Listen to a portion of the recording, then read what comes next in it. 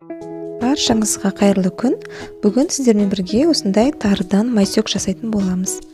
Менімен бірге видеоның соңына дейін қарап, сіздер де жасап көріңіздер. Ол үшін бізге қуырылған тары, сүт және де сары май керек болады. Ең алдымен ыдысымызға осы тарымызды өлшеп салып аламыз, және де оны міндетті түрде 5-6 рет ыстық сумен, қайнаған сумен жуып тазалап аламыз.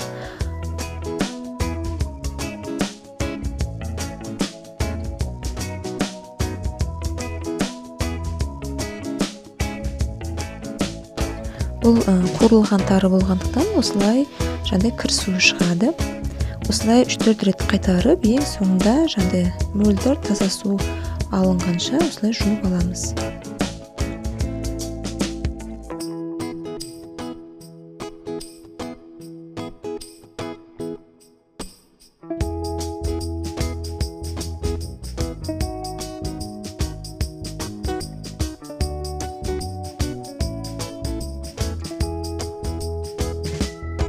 Міне біздің тарымызды әбден жуып тазалап алдық. Енді кезекте осындай кастрюлемізге түбіне кішкене ғана сүт құйып, үстіне жаңа жуылған тарымызды саламыз. Сүтіміз тарыдан сәл ғана асып тұруы қажет.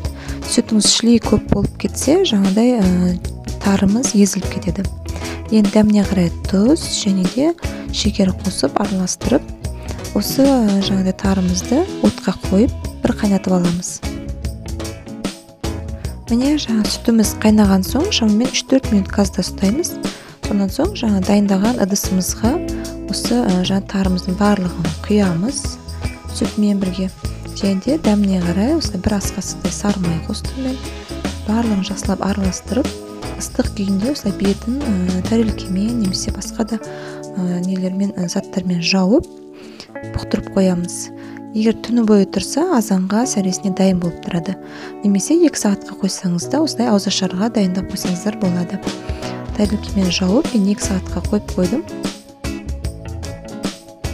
Міне мен майсөгім дайын болды. Шамамен 2 сағатқа қойып қойдым. Жаңағыдай сүті тартылып, тарымыз өзінің формасынан үлкейіп, көлемі үлкейіп, әдемі болып шықты. Осылай тәрелкеге аударып аласыздар, кез келген формамен әдемілеп ұсынсаңыздар болады. Міне біздің қазақтың ұлттық тағамы, жаңағыдай майсөк тағамыз дайын болды.